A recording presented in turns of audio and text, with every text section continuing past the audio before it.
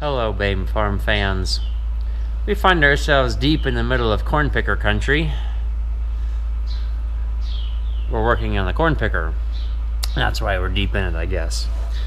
So we got a belt in my hand, because last night I was working after dark.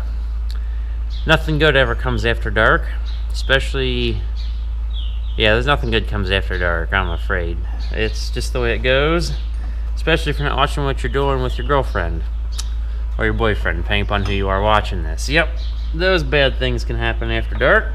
Machines can break. In fact, that's when we had the head gasket issues last year, was harvesting beans and going after dark.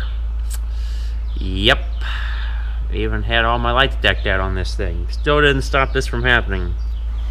So what does the belt do?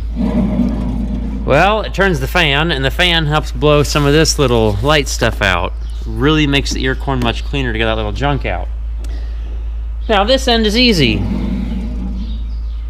Lots of space, easy to get to. Now this bottom end, the pulley looks like it's out there, but it's on a shaft. It goes down to this bracket, for which you don't just slide a belt on, you gotta take something apart.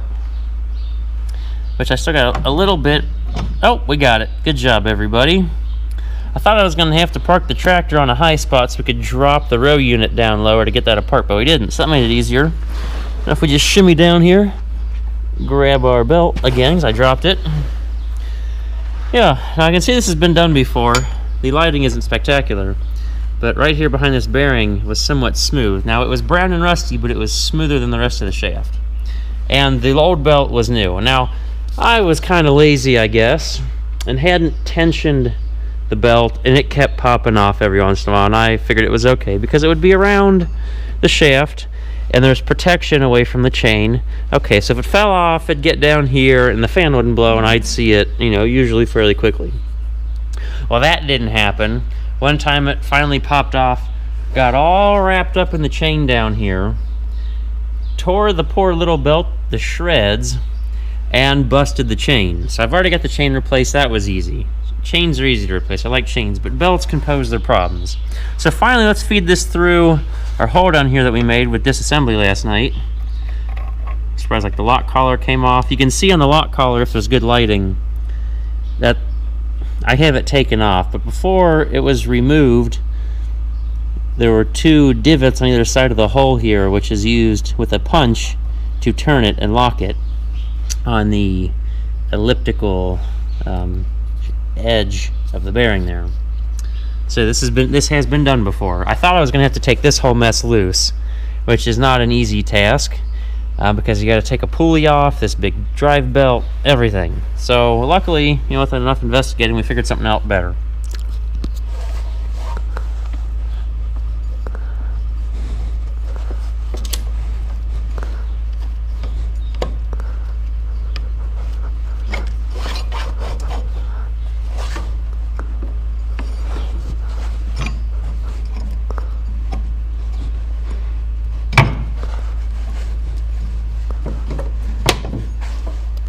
There we go.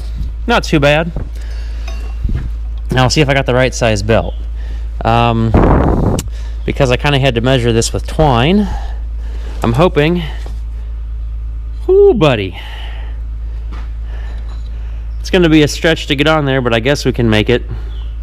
Now the good news is, because of the tension of this big belt, we can get a little bit of twist. Now I loosened the collar back here so the bearing could wiggle around. So it's going to be a quick struggle. This belt definitely won't jump off, but it's got some stretch to it. I think I've got all the... I think I have all the play out of the fan to make it... all the adjustments out. It's at its shortest possible length. Oh boy. Well, I'm going to get this on here. I'm sure it could be a nasty little fight with this belt. Well, the belt is nice and tight. I don't have the adjustments tightened down, and we obviously don't have this in place yet. But it's time to get this universal back on. Got a nice splined shaft, universal joint slid on. Let's see if I can get it back together, because it fell off rather easily without me trying very hard.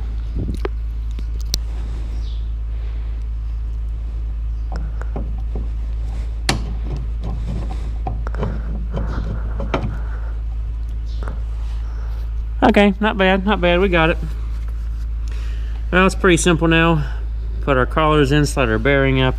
That should be real nice and smooth.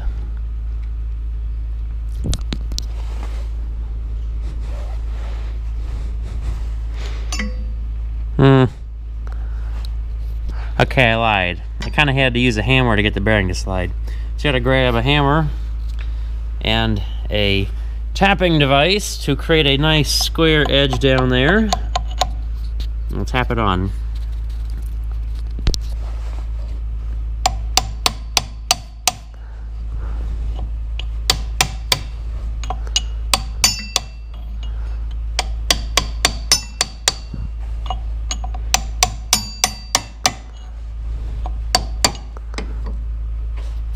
As we get closer, this could be real tough, just because it's not perfectly lined up.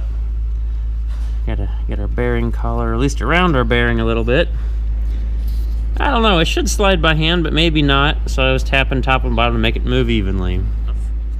We got a hole lined up, so we can put that in, and hopefully as we tighten the bolts, it'll pull the bearing into place.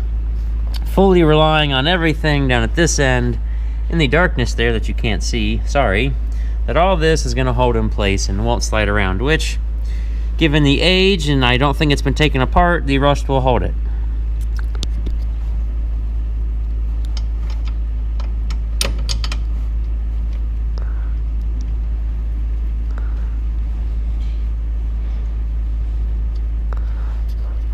Nope, let's do that 2 more times and then we'll tighten it up. Well, it's that magical time. Gotta put the lock collar back on. So we're gonna, should be able to, slide it up real easily by hand. Pick a direction for which it'll slide. There, it slid over. In the darkness, hopefully you can see that. And I'm debating on, do we tighten it right or tighten it left? Theoretically, righty-tighty, so we'll go with that. However, in order to get to it, I'm gonna turn this over, which usually we get to this by hand. That could be hard to get to, but we'll make it work.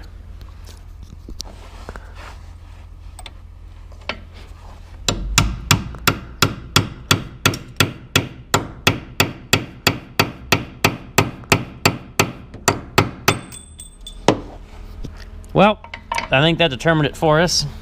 Must be tight. Of course, I dropped the handy-dandy Allen wrench set. Yeah, we'll drop the hammer too. We don't need that anymore, right? Try to get it to fall down. Should be done tapping on things.